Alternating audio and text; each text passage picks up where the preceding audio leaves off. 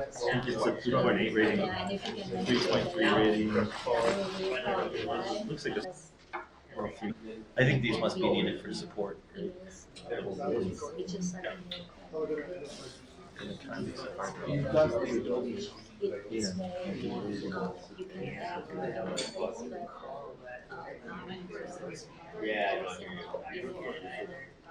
All right, so welcome everybody to the first edition of Texas Crypto Day, which I think we talked with Brent some time ago, but then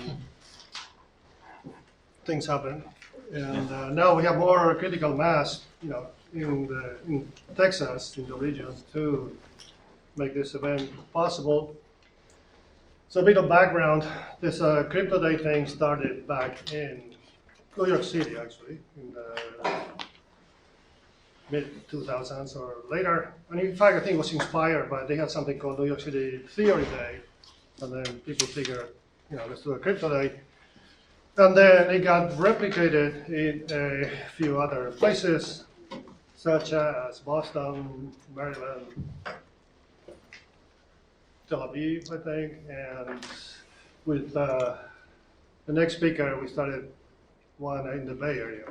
So it's a lot of fun, and the purpose is to bring together researchers, regional researchers, with an invited speaker, not necessarily regional, to discuss recent results, foster collaboration, and so forth.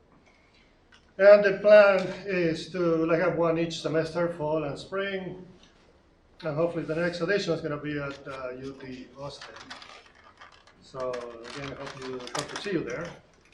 And as I mentioned, invited speakers, today we are honored by the presence of Sanjam Garg from UC Berkeley.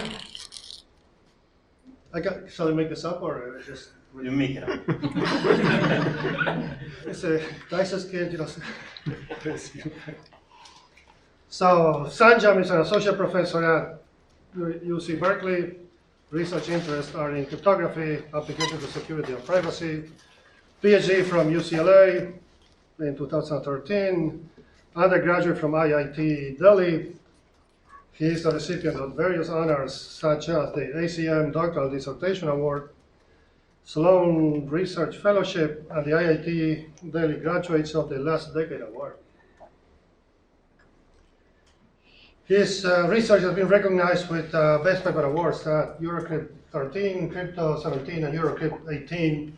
And he's done fundamental contributions to cryptography in areas such as secure multi-party computation, IBE, zero knowledge, and a very cool thing that happened last decade or so, indistinguishability obfuscation. Okay, very happy to have him here, and join me in welcoming him to talk about threshold signatures in the multiverse. And you guys are being recorded. I mean, there are mics all over the place, so if you want to say something confidential, just be careful. Or we can turn the mics off somewhere. But so we're capturing the video of the talk and the audio. All right, enjoy. Hi everyone. Thanks a lot, for coming in, and for special thanks to the organizers for inviting me here and hosting, and it's been a lot of fun. So I'm going to talk about a bit, a project of a slightly different flavor. It's in sort of the more applied crypto domain, and the paper was accepted at S&P for next year. So this work was done while Abhishek Jain was visiting at UC Berkeley. Mingwan and Yino are postdocs and students at Berkeley, respectively. And the folks, Leeman, Pratay, and Rohit, they were working for Sword Labs. It's the company related with the Hedera Hashgraph. Since then, Pratay and Rohit have moved on to Super Oracles and Meta, so that's how they were working. Okay, so we're going to talk about threshold signatures in the multiverse. And just to get started, I'm going to remind everybody what threshold signatures are. And I'm going to focus on threshold signatures but the same kind of, because that's the focus of the talk, but the same kind of paradigm exists for threshold cryptography. So if I have access to a secret key SK, So to introduce Ivo, who's here, so that's we have, that's fantastic to have him. So we have a secret key SK, and we want to distribute or secret share this secret key among n players. I'm going to call these players who are going to hold shares of my secret as agents or nodes in the stock. And we want the property that, if let's say a message comes around and these agents were to sign this message and generate partial signatures, namely sigma 1 to sigma n, using their respective secret shares sk1 to skn, then I should be able to use these partial signatures to aggregate them and get a signature on the underlying message M for the secret key SK. And in fact, we want the system to have the threshold property. That is that I don't need all the partial signatures to get the final signature sigma on the message M, but some fraction of these suffice. In particular, I'm going to talk about P out of N threshold secret sharing or P out of N threshold signatures, where P out of these N partial signatures suffice for reconstructing the signature sigma. So I have the correctness property, which says that partial signatures from any P of these agents suffice to generate this signature sigma. And I have the unforgeability property, which is kind of a bit tricky to define. I'm going to take sort of intuitively the strongest possible notion you can imagine, where the adversary can adaptively corrupt any of the agents holding their shares and get access to their secret key, or it could ask for signatures on messages of its choice. And we're basically going to say, as long as the adversary comes back with a non-trivial forgery, then we will consider that as forgery. And a non-trivial is a forgery on a message M, where the adversary was, only got access to sigma I, that's the signature on the partial signature on a message M from agent I, or the secret key for SKI from some agent I from at most T minus 1 part. Okay? So it didn't have enough secret keys and partial signatures to generate this trivial. The concept of threshold signature is sort of really kind of taken over the blockchain ecosystem. It's very popular. There's a NIST standardization effort, so this is really catching on. Here I'm kind of working with a somewhat simplified model for how you would use threshold signatures. Typically, the secret key gets distributed by a sophisticated DKG protocol, which you might want additional properties. For example, maybe you want the property that the secret key was not actually sampled at a particular computer and then distributed. Maybe you want to sample the secret key so that these agents get the shares, but the secret key SK was never held at one individual location. You want the property that some people kind of went offline during the process, and all the other kinds of things that could happen. Maybe you want to handle those as well. So I'm kind of in this picture looking at the simplified view where we're sort of magically imagining it's going to get distributed. But for the purposes of this primitive that we're interested in, we want this thing to be simple. Okay, so the starting point for this work is that if I imagine these agents which hold shares of the secret key as also testifying to a certain fact. For example, did it rain today? So it did rain today, so maybe these guys are saying that. And they're sending out these partial signatures, and I have different verifiers who look at the broadcast, the signed broadcast from different agents, and have different beliefs on who they consider trustworthy. So maybe some people here might consider one and Yupeng, the locals, trustworthy and say, oh look, these guys signed it, I'm okay. But someone might want to look at weather.com or like 2 weather websites and kind of decide that. So the starting point for us is that these verifiers may not have the same belief. So this sort of static modeling is not enough for application. So the static modeling where the secret key kind of gets distributed, and the only it's T parties that are fixed, and these N parties are fixed, and any T I might have verifiers wanting access to signatures from different subsets or thresholds over different subsets. And then this is not, this is motivated by a blockchain application, namely decentralized Oracle networks. So the application is sort of fairly intuitive as follows. So typically, if you have a smart contract on a blockchain, if it's just looking at the data from what's already existing on the blockchain, then it's fine, it can work. But to make these smart contracts more interesting, you want information from the external world to somehow be able to flow in to these smart contracts. Okay? So you want to, for example, tell a smart contract, oh, it did rain today, and use that fact inside the smart contract to maybe make some decisions. So there are several examples here. So one is, maybe a smart contract is making a decision based on what's the price of Bitcoin today compared to US dollar, and maybe it has to make some decision. But that information is not available on the blockchain, and it sort of has to come from the outside world. How do we make this information from the outside world available to a smart contract? Another example is, if you want to run an insurance product on a smart contract, and you want to say, look, you give me $100 back, or whatever, or the cost of my flight if my flight is delayed. And then, if I have a smart contract running, and I need to prove to the smart contract that my flight was delayed. But the flight is getting delayed in the real world, and we kind of need to get that information in to the smart contract.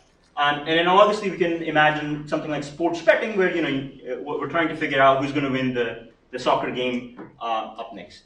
Okay, so these are all sources of information that kind of need to go inside the blockchain.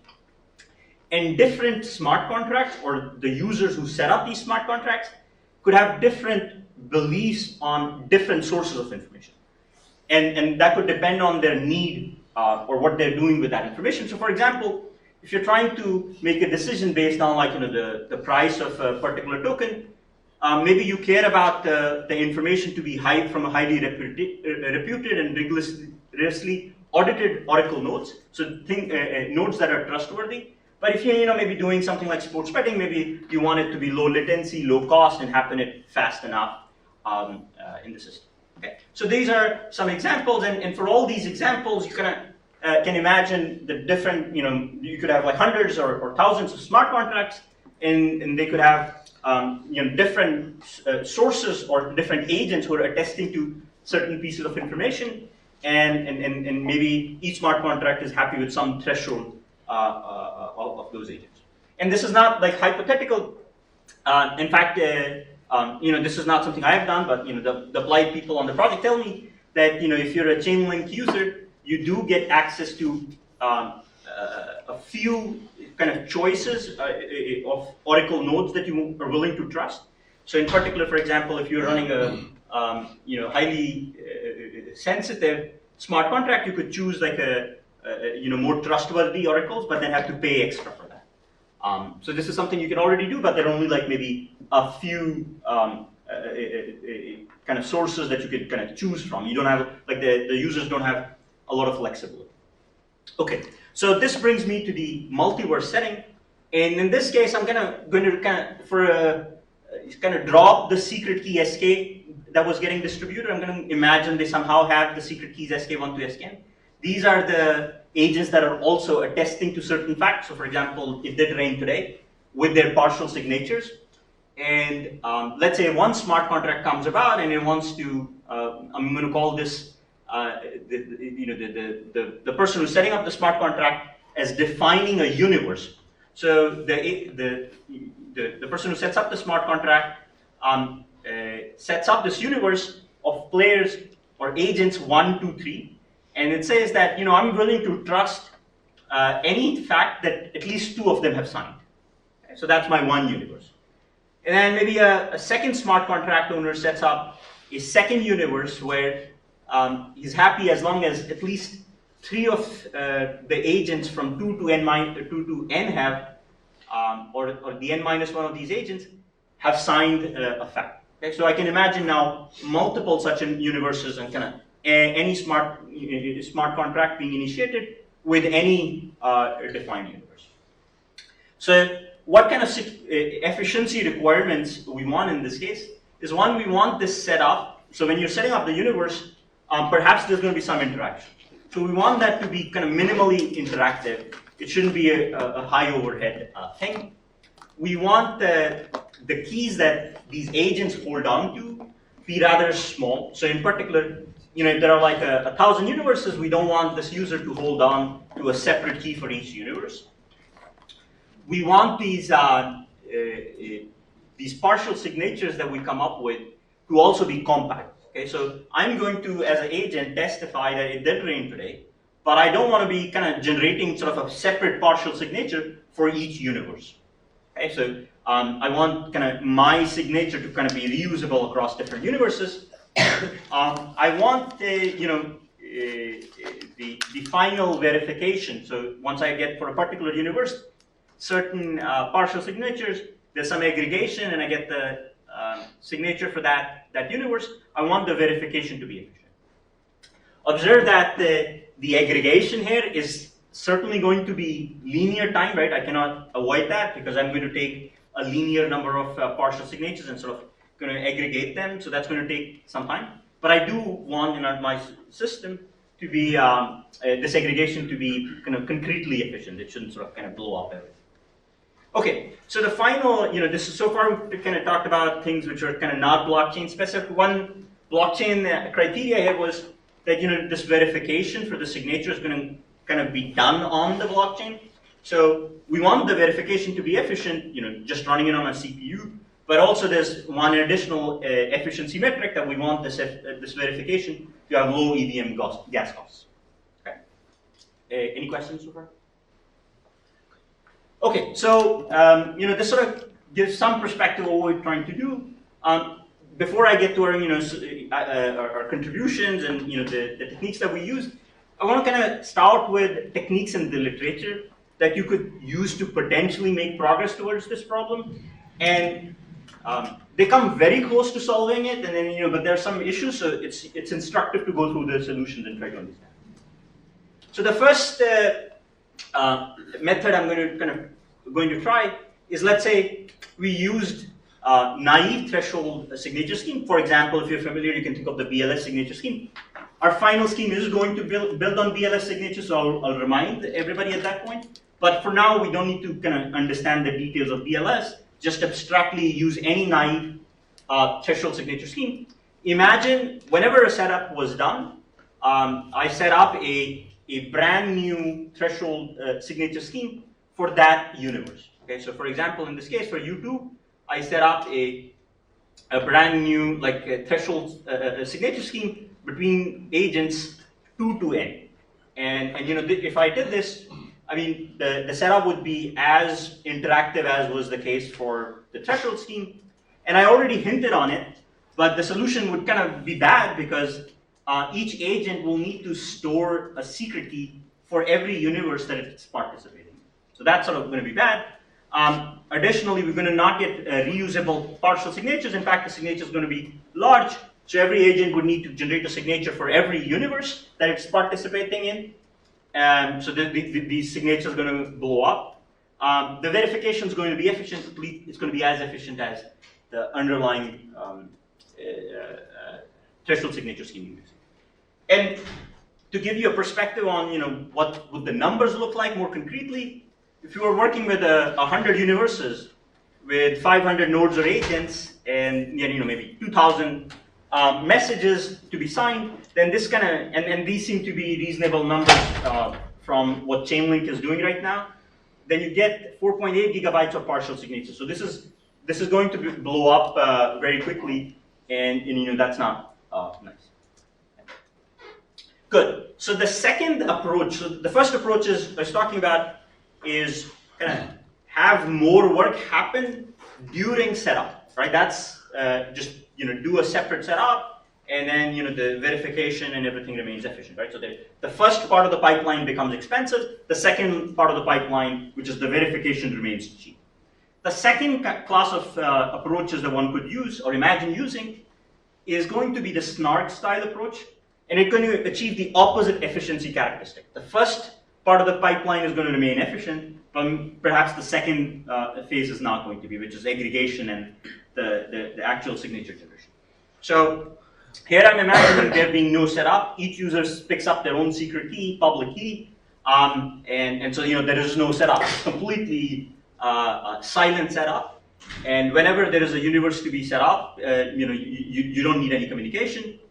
You just need to kind of hash together all the public keys of the agents in the system. The secret state, each agent holds is small, just one secret key that it owns. Partial signatures are going to be small, and verification is going to be efficient. Where the solution kind of gets hit is that the snarks typically end up having really expensive proving times, and which leads to slow aggregation times.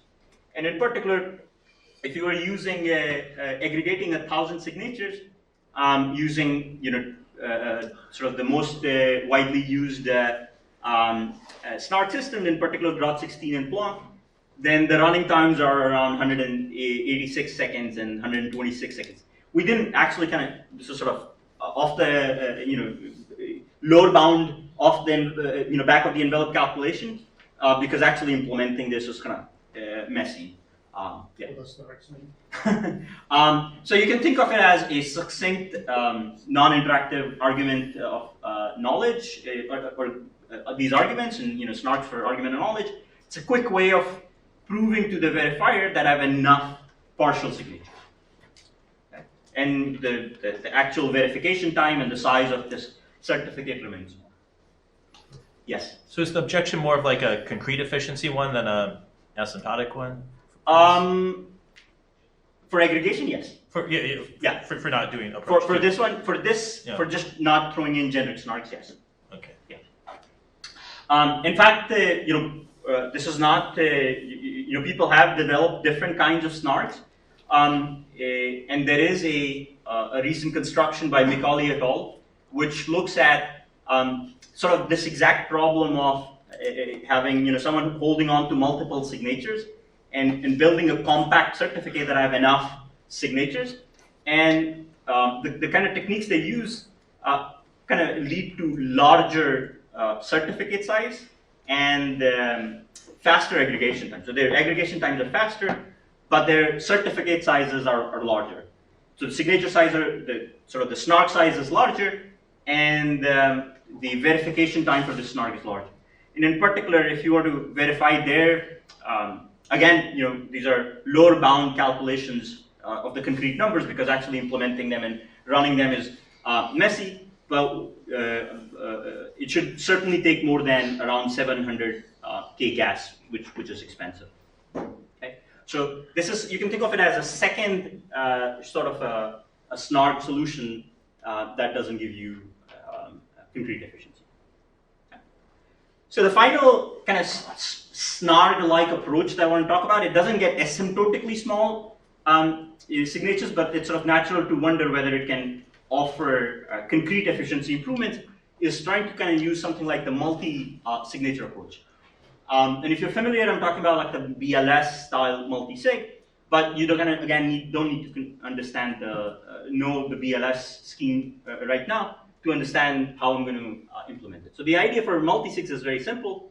If I have public keys pk1 to pkn and signatures sigma 1 to sigma n under these public keys, and I can sort of efficiently compress for some set S, which is a subset of 1 to n, the public keys together to get a public key for the set pk star S, and correspondingly I can also efficiently compress signatures on the same for the same public keys and get a signature sigma star S. But to kind of enable this in our system, the signature, the two things we'll need to do. The public key will need to kind of consist of all the public keys in the system, like all the public keys in the universe. That would be the public key of the of a universe. And verification would be, well, if you give me enough signatures in a universe, I can quickly check via short signature. You just have to give me 1 bit per agent who signed it for the universe, and then I can quickly collect all the public keys together, and you can just give me 1 group element for the signature, and I can efficiently check whether the signature is built for that. Okay, so if you're not familiar, just for multi-sigs, the correctness property is the sigma S star is a valid signature on M under pk S star, And security property is that, if you do not have access to a sigma I for some I in S, then you cannot generate the sigma star S.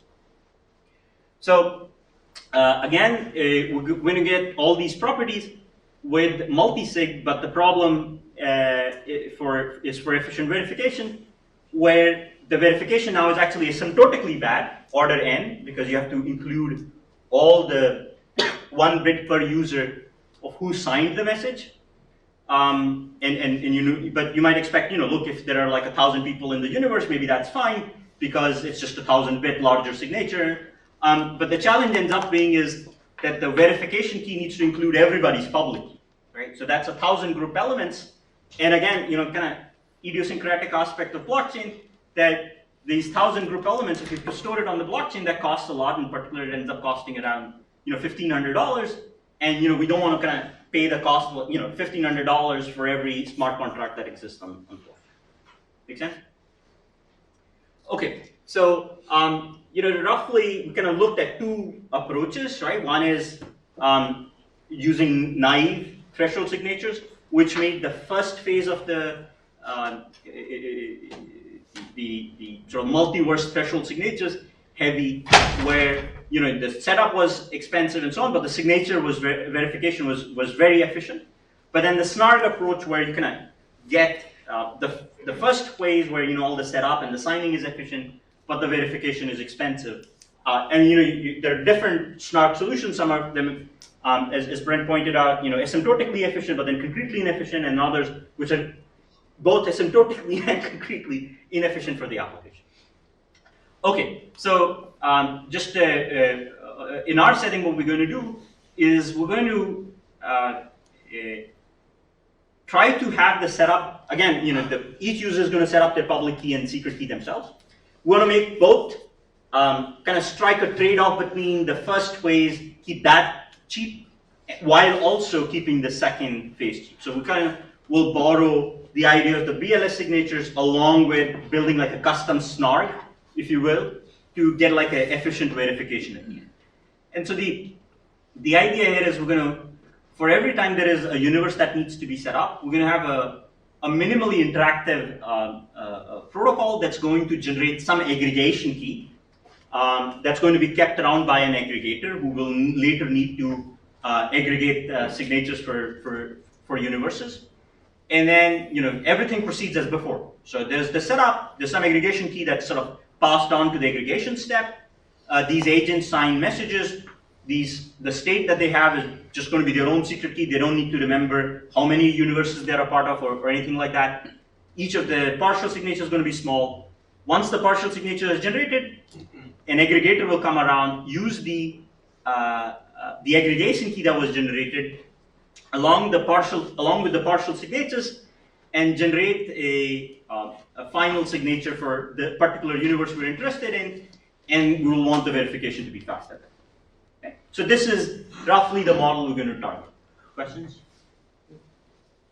And as I said, we're going to kind of try to strike a balance and get the best of both worlds, where both steps of the pipeline are efficient. And remember that, that while it's ideal to not have this aggregation key kind of floating around because somebody will have to store it, but the aggregation step was anyway looking at a linear number of things to sort of aggregate, and this aggregation key is going to be roughly the same size. So, a dedicated user, like, this person who set up the smart contract can hold on to it and do this aggregation. And it's going to be efficient, concretely, I mean. Okay, so our contribution, so we define and construct this, what we call this multiverse threshold signature scheme.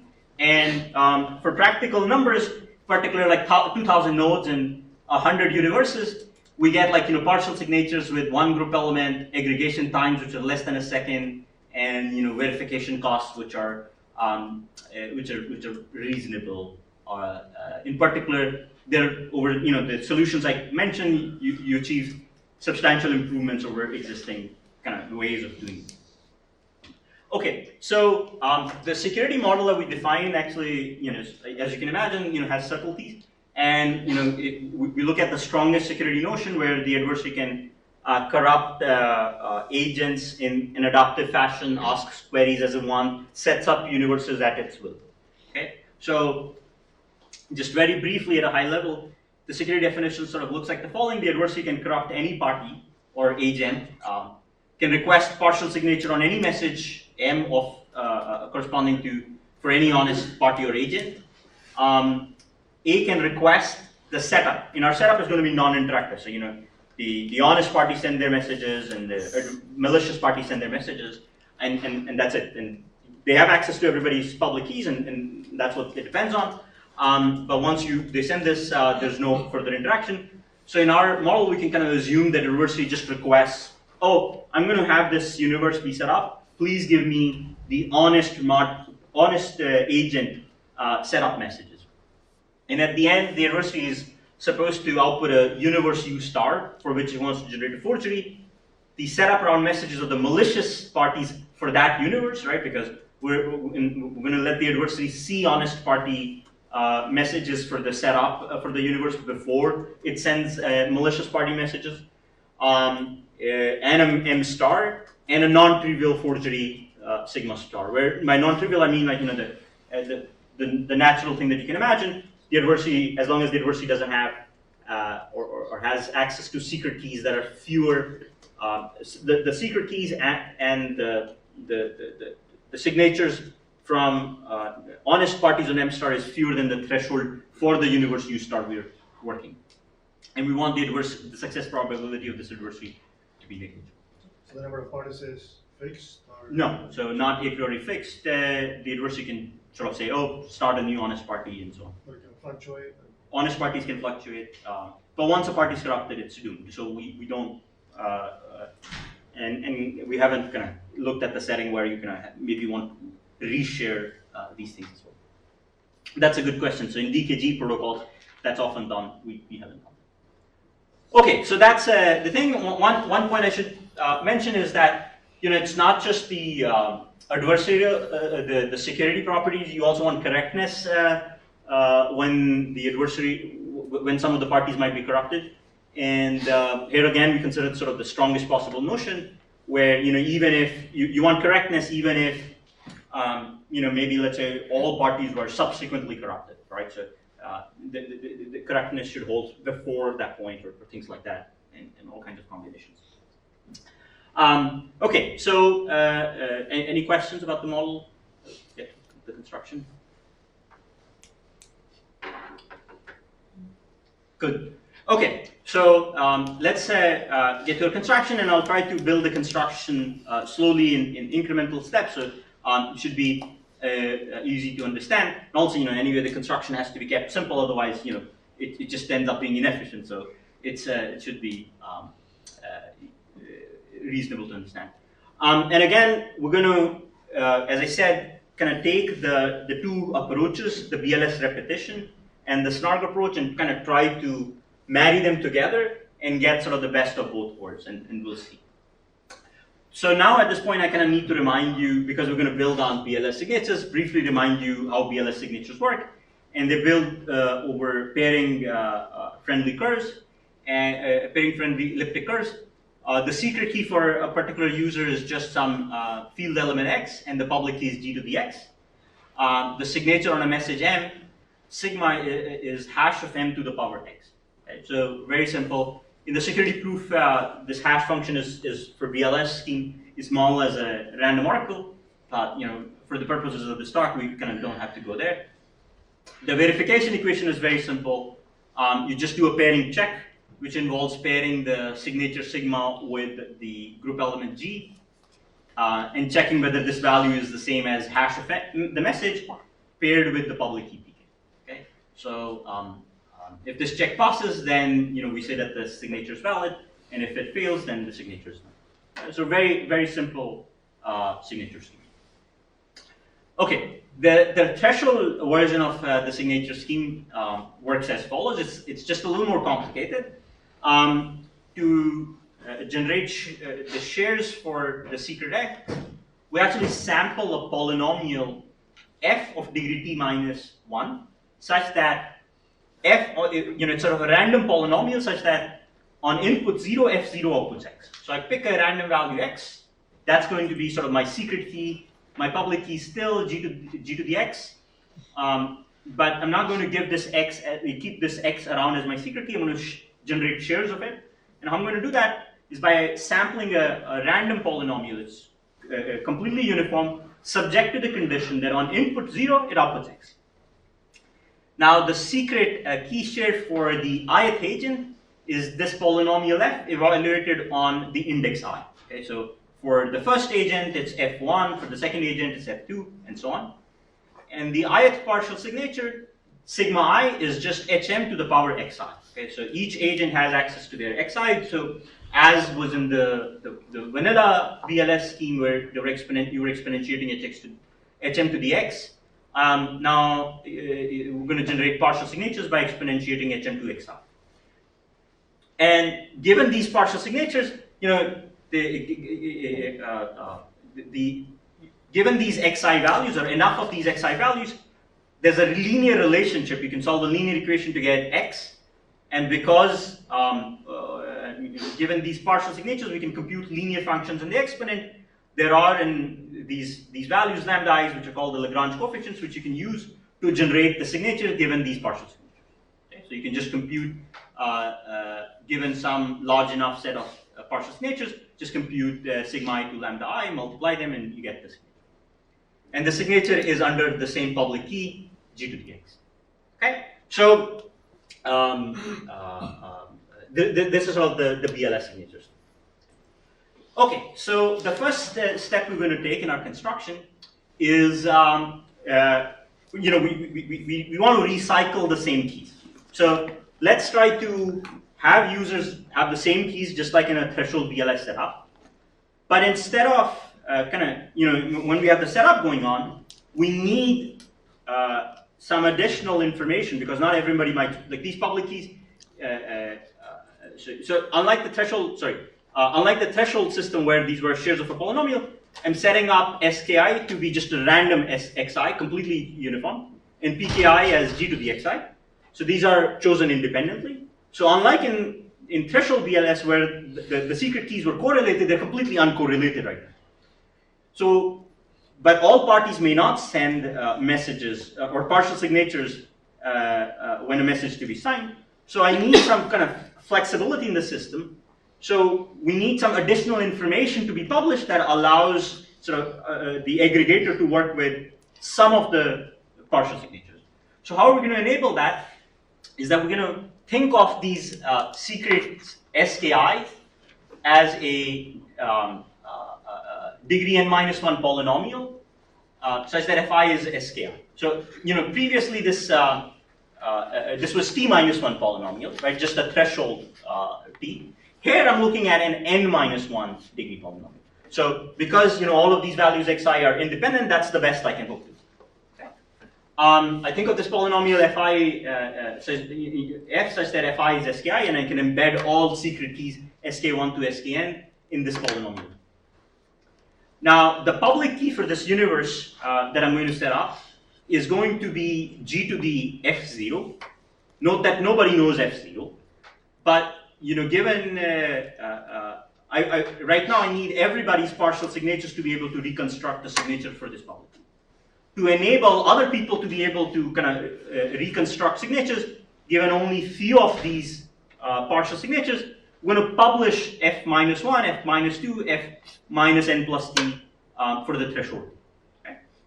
So now, if you have some partial signature, like p partial signatures, you can use these additional values that are published to recover hm to the fi for all I in S, and use that to recover hm to s.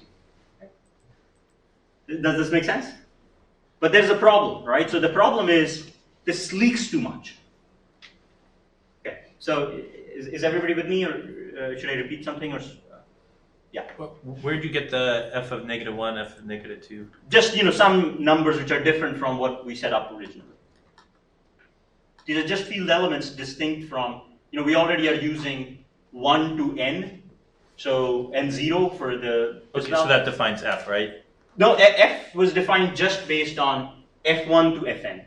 F1 to fn. Okay, so then how so now f is defined. F is defined. So who can compute f of -1? For the moment, imagine it's just being published. We'll see who's going to compute it, but imagine that somehow parties did an MPC and kind of spit out these values. So then I understand it. Okay, good. Okay, fantastic. So then, somehow parties spit out these values, and if I have these values, then using these and enough signatures, in particular for s greater than t, hm to the fi, I can use these values along with these values. It's sort of like constructing a larger space where I've made some of the secrets public. Okay? And the problem is that this leaks too much. What's going on is I'm giving a linear equation, or in this case, n minus t linear equations in the secrets held by the n players. So if I set up one universe, maybe this is fine. If I set up a second universe, I'm giving another set of linear equations. And if I keep doing it, I have no secrets left. You can figure out everything. So this is a problem. What's sort of the natural idea to kind of fix this is, let me not publish these secrets in the clear, let me give them in the exponent. Okay, so I'm going to now give these values, rather than giving f minus 1, f minus 2 to f n minus n plus t, in the clear I'm going to give these values in the exponent. My public key for the universe is still g to the f0. But then now we're kind of in this, in a trouble, right? Because previously we had access to these secret keys, we could evaluate partial signatures for them ourselves. But now we only have these values gf minus 1 to gf minus n plus t. And we cannot compute, we have these hm to f I values for, these are the partial signatures, but we don't have the secret keys themselves. And these g values to the power are insufficient. These are sort of like the public keys for those points. They're insufficient for generating hm to the f0. Right? Good. So how are we going to fix that? So we're going to do that by imagining, we're going to write the f0 as a summation of these public values which are not which are public sort of in the exponent public, and these values which are supposed to be private. So these are private points and public points. I'm going to write this as fpub plus fpriv. Okay? So roughly we want to be doing is, we want to be doing a BLS style strategy for the private points so that this step remains efficient. And we want to be doing like a snark style strategy for the public points, that you can put the points that you didn't use it, these public points to generate the fpub. Okay? So recall our verification equation looks like the following. It's a pairing of pk with hm should be equal to g hm to f0.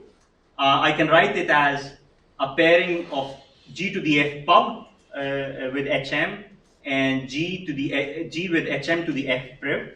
So I'm splitting. Recall that for the f0 part, we could compute the priv part, hm to the fpriv, because these were the partial signatures that were provided. But I did not have access to hm to the fpub. So I'm kind of splitting it up and writing the equation this way. Now, if this alone was my verification equation, I'm still in trouble, because the adversary can kind of sign any message at this time. And the trick there is, you can take the public key, you can take hm, raise it to a value, let's say alpha, and just set the fpub to sort of satisfy this equation.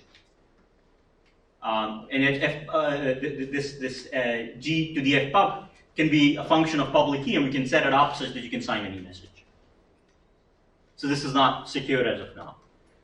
And so the idea to tie the adversary's hands is that we're going to somehow have a mechanism, just like before, we're publishing these g to the f minus 1 and g to the f minus 2.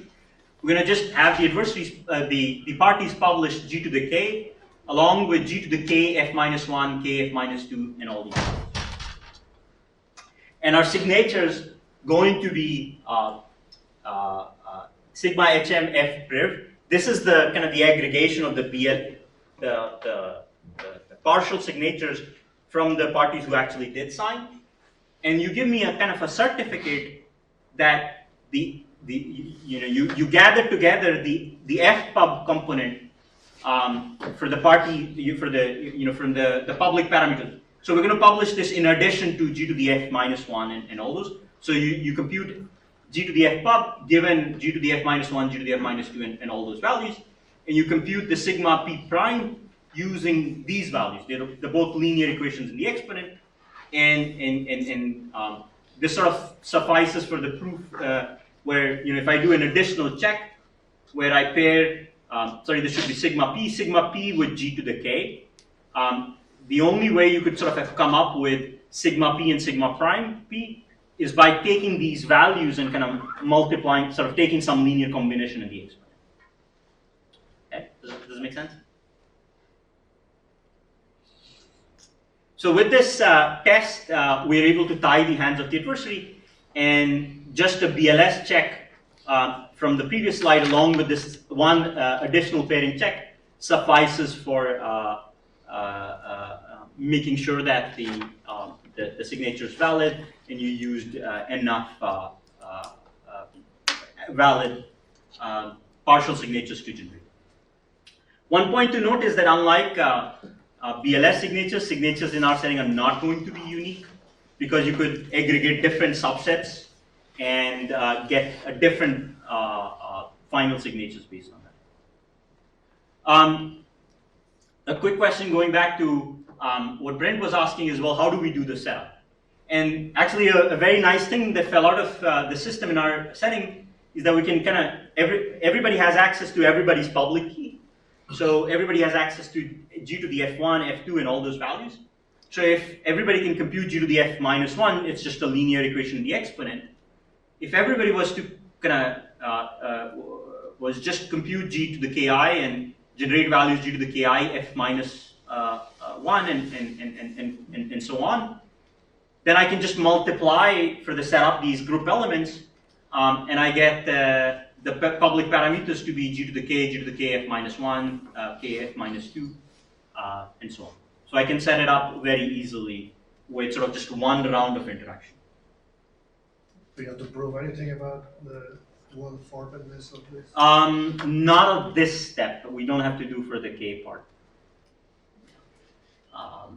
Because, yeah. In fact, this the signature will be the same as before.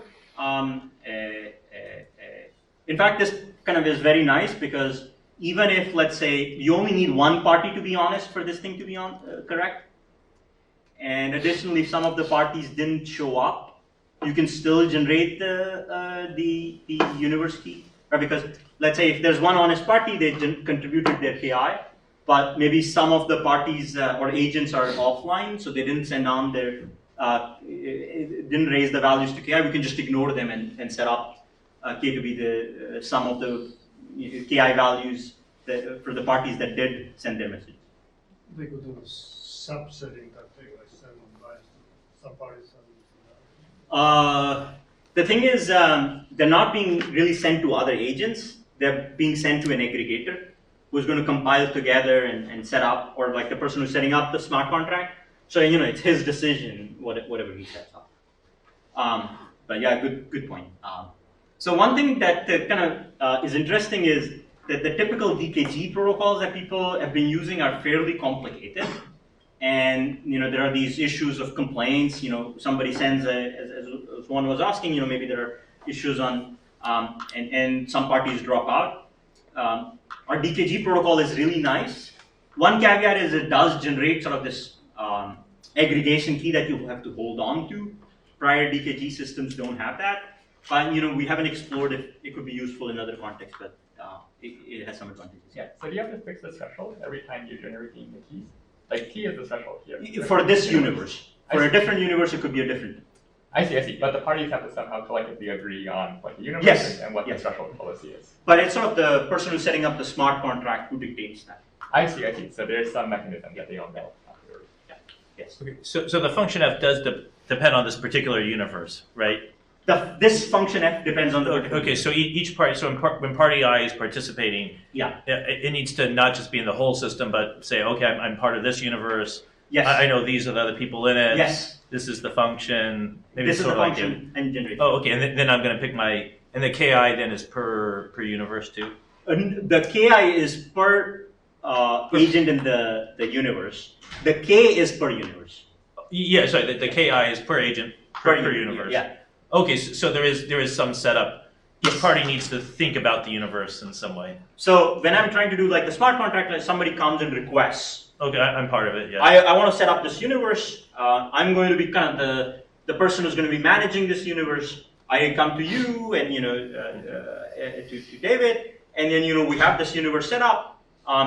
Once the universe is set up, this aggregation key, I keep it. You can forget about. There's no the universe. state. Okay. There's no state on your part. There's state on the part of the person who's sort of kind of running the show for the smart contract. So it says I manage that smart contract. That's my kind of. It helps me, but So, but you don't have to. They'll remember the public keys afterwards or whatever. They will remember the public key of the public key of the universe kind of gets embedded in the smart contract because it needs to kind of verify things. But the aggregation key is remembered by. Okay, that makes sense. So a trade-off from some of the earlier things is this idea of each. In some of the early ones, I could be part of I could be signing for a universe, and I had no idea that I was doing it in the first place. Yes. So for okay. the snark thing, that could be that definitely. Okay. Yeah. That makes sense. Okay, so one issue with this construction is that we still need to handle rushing adversaries. The idea for that is also not too complicated. It's sort of fairly simple and standard. You just instead of taking a linear combination of just adding the KSI, take a linear combination for random choices of all five, where all fives are chosen by a random oracle on input the public keys. And Russian adversary is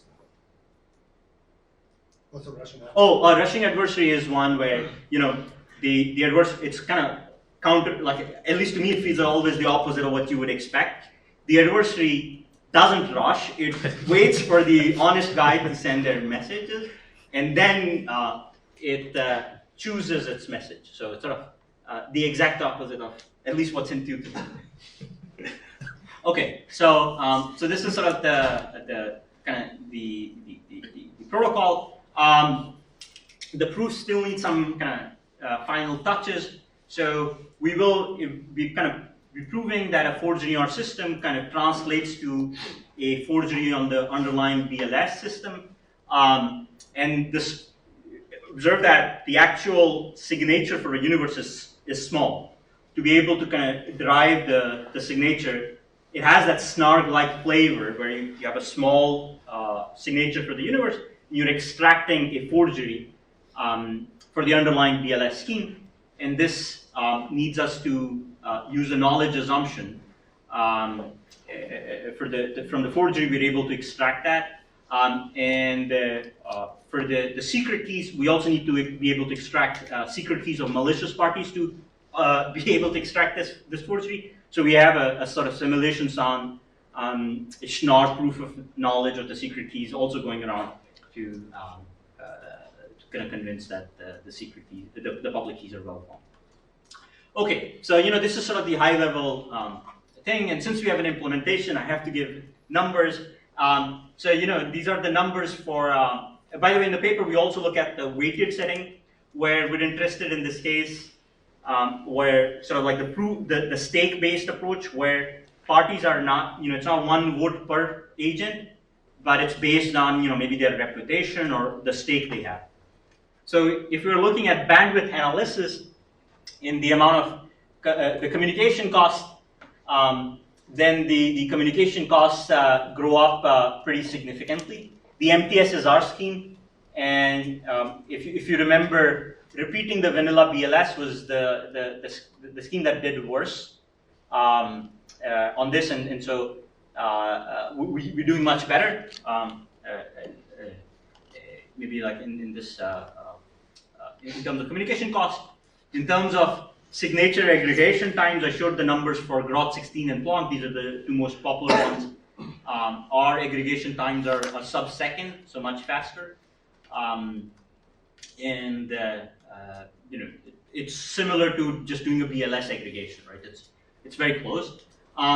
The signature size and verification time, also we're doing much better. I mentioned, you could have used like the SNARKs approach, where the EVM cost is high. The verification time is also high, and the proof sizes are larger. In our case, we're doing much better. Compare that with the vanilla BLS case, which does better than us because it's just one pairing check. In our case, we're doing a little more.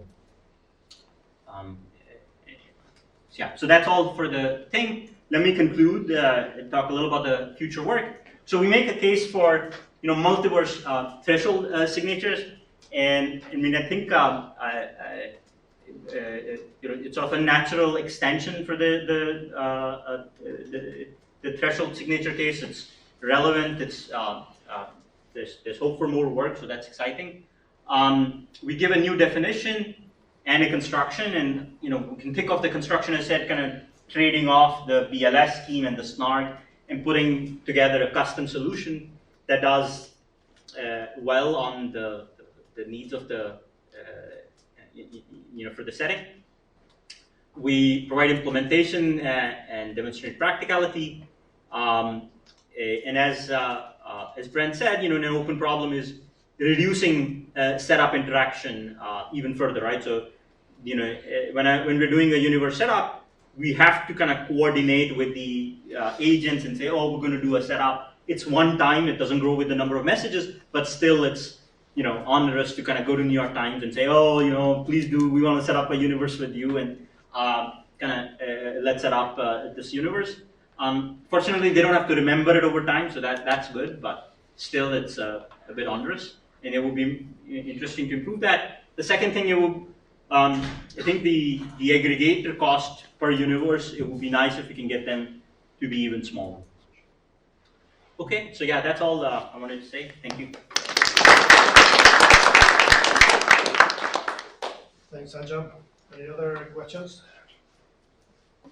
So as you're using the knowledge assumption, can you also prove security in maybe the GGM model and shave off one term from the signature? No, I don't think we can shave it off. I mean, we use knowledge assumption because we could do it with that. We would have done with GGM if it was faster.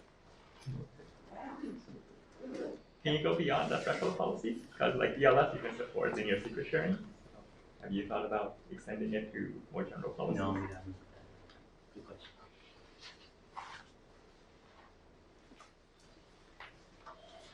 I also have a good question. Blockchain, CDSA, Yeah. Shard, popular. Yes. How does it look? It's a challenge, yeah. Hopefully, there'll be EIPs, and there already are some efforts, I guess, right? We have another work which is in submission where we're looking at, that's not the multiverse setting, but sort of in a similar vein for the weighted setting, because apparently the weighted setting is also very relevant. There you have to look at interactive protocols. The protocol is interactive, and we get communication costs. You can just do virtualization, just as in BLS, like the vanilla BLS, which costs the weight. There we get like WI plus lambda rather than WI times lambda, where WI is the weight. So there's some things one can hope to do, but yeah, we're stuck. All right. Let's thank Sanjam. And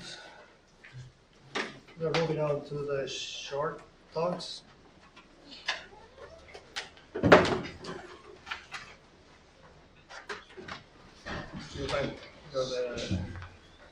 the